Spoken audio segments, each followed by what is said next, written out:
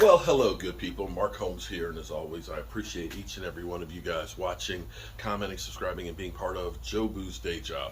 I am a man of many different tasks. I am a die-hard Dallas Cowboy fan, YouTuber, blogger, whatever you want to call it. I love to cook. I have actually 3 different channels and things, and this is my day job, or part of my day job. I have always been a woodworker since I was basically about 9 or 10 years old.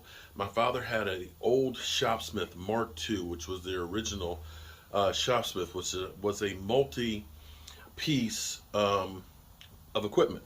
Basically, it was a table saw, it was a horizontal boring rig, it was a drill press, it was a disc sander, and a wood lathe by the attachments and the way you would move it. So basically, it had a power head on there, and you could use all these different things. We had an old meat house, which was actually a house that they used to smoke the meat in, that it was in.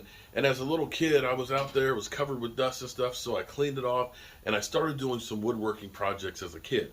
Some of those woodworking projects my mom still has in her house today, some almost 50 years later, and still uses. In fact, most of my mom's house are cabinets and things I've actually built over the years. And so I've grown up doing woodworking and seeing the evolution of tools and equipment and the ways of doing things, and had always been kind of this purist. Behind me, I have my Inventables. Okay, I bought that last January. This is the Inventable Pro 4x4, which is an incredible machine. I bought it because I wanted to go ahead and be able to make it easier to make cabinets. See, I ended up redesigning my whole workshop for this machine. I'm actually in a 2-car garage with not a lot of space, but there's a lot of equipment in here. Between this old, this is a 1970s wood lathe here. This thing's about 400 pounds. You could put a tree on there and spin it. I don't actually use that much anymore. In fact, it had sat for so long that the motor seized up and I had to get it fixed. I've got an edge sander that's back over there. I've got a thickness sander. I've taken a Craig jig benchtop unit, made basically a whole work center over there. I've got a wood rack. I've got a 3-horsepower shaper, a 2-horsepower bandsaw, a router table, and this section right here is actually my table saw. I got a regular arm saw and various hand tools. I'm Mr. DeWalt when it comes to cordless tools. It seems like I'm trying to buy all of the different ones that they have. So I bought this thinking that I would put 4x8 sheets of plywood in here, and I would, hang on for a second. Forgot about the compressor that's in the corner over there too. So I bought this figuring I was going to be using it for production work, making cabinets. I don't do a whole lot of that except for basically myself. I have rental properties and I build cabinets and things from time to time and stuff, and I don't do as much as I used to, but I thought if I get this machine, maybe I'll start doing more and more of it. Well, life has kind of changed for the pandemic and stuff, and I've really not been out there trying to do a whole lot of that stuff for other people. But here's the thing that I ended up finding out that I'm actually amazed. It's actually changed it because I have yet, after 8 months of having this machine, I have yet to actually cut out any cabinets with it. Not a single one. Zero. The thing that I bought this for, I haven't done. I'm still kind of old school at doing that stuff, basically using my dado head and cutting the plywood and everything else. But, and eventually I probably will get to that. But what I've actually discovered is actually, and created a new business, and a lot of these things I actually do for my other channel for giveaways and things, is I actually are doing more artwork pieces. So if you look over here, these are some of the pieces that we've been able to actually carve out. This is actually one of the first pieces that I did using the software that comes with the Inventables, which at the time is it's more cabinet making ability, okay? They're now actually testing more detailed work and stuff for it. Now, I have since purchased different software where it is very, very much different. And this is, of course, the Dallas Cowboys defensive end, Charles Haley, in front of the 5 rings. And you can see the detail that's actually in there and the depth and stuff.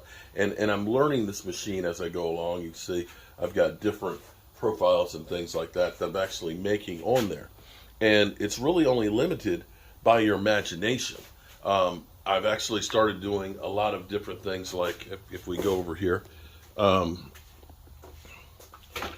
taken people's pictures or people's designs of what they want, and I actually take butcher block countertops, cut them down to actually make customized cutting boards, and then I'll put epoxy resin on it on one side. The other side will actually end up being oil. This has got the first layer, actually a layer of dust because I've been sanding it here, the first pour that's in here, because this is about 3/4 of an inch deep in here. But being able to do this, I've done pictures of a guy had a Corvette that he wanted. I've had people that have had like a Puerto Rico map and things. So it's created a whole different world for me in being able to do this stuff. Even things like coasters, things I never thought about doing before. And so this is actually one of my logos with a cockroach. And I can set this thing up with, 20 of these to be cut out. Now it'll take some time to cut it out, but when you look at the detail and stuff in there, it's kind of cool. And so you'll go through, I'll spray it with marsh ink. Unfortunately, here's the bad thing is, marsh ink I've been trying to find everywhere right now, and appears to be apparently basically out of stock, and everybody's saying it's going to be another 30 days. So I'll have to try some flat black paint. But you'll spray that on there, and then you'll sand it out. Because basically what the machine does with the vector software is, and you can set it different ways, but you'll see it cuts like a line, and it'll cut it deeper or thinner for the picture, which is kind of crazy. And you'll then sand that off. Now here's what I've learned with using different bits. If you use a 90-bit versus a 60-bit or a 30-bit, it's actually going to change the way it does in here. I found using the 30-degree bit, I think it's the 30-degree bit. 30-degree bit gives more detail and actually carves in it, excuse me, a little deeper. And what ends up happening is, because it's deeper, you actually can play with the sander and sand down a little bit more, but you have to be careful that you don't get too much of the detail. And it gives it actually more depth to it, where you can really see things. When I look over here at the Charles Haley one, I've looked at that picture many, many times before, and then today I noticed that it looks like he's wearing sandals, a detail that I did not notice before in there from looking at the pictures. So it gives you kind of a different perspective. Some people love it, some people hate it. I think it's really, really cool. But even going from the Tom Landry one, where it's basically very, very, it's like it's low def, there's actually, it's pretty cool as well. It's a different look than when, of course, you dig it out. So the question would be is, after buying the machine and dropping close to, well, $10,000 on it, which I'm still paying for, would I do it again? And I would say absolutely, positively, I would buy it again. And again, when you get something like this, you expect to, you've seen videos and stuff where people are making stuff like this right out the bat. There's a learning curve with it. It does take time. And fortunately, I've had my son, who is much better on doing the design work and working on the computer, learning it and helping me with it, because it can be intimidating when you first start working with the software and you first start doing the layouts and trying to do the designs and stuff. The first couple of prints and pictures we were trying to do with the original software that came with it, and I wasn't getting the effect. It was kind of hit or miss. They either looked fantastic or it was just terrible. But even with the Vectrix software, and again, you got to buy that separate, it's worthwhile for, depending on what you're doing. If you're doing more artistic stuff, it's worthwhile doing. We'll see how the Inventable software does, the new one, as they're getting that up and running. You may not need it in the future. There's a learning curve to understanding the machine and getting it set up. and doing some different things with it. I've kind of modified a couple of things with it.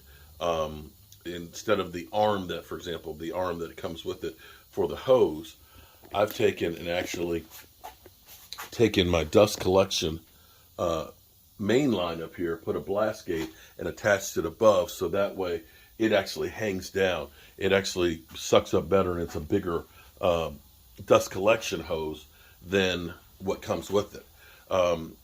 You don't really want to use a shop vac on this thing if it's running for 5 hours. You will kill a shop vac, and the noise from it is just not good. Having a dust collection system is definitely a better way to go. Problem with the dust collection system is if you use that 1.5-inch hose that they have on a 4-inch port, it doesn't suck out much. And that's where having the hose that's shorter directly in there, that's bigger, definitely makes all the difference in the world. But you learn those things as you go on with it, and I've enjoyed it completely. Hopefully this was helpful for you guys, and that you guys enjoyed it.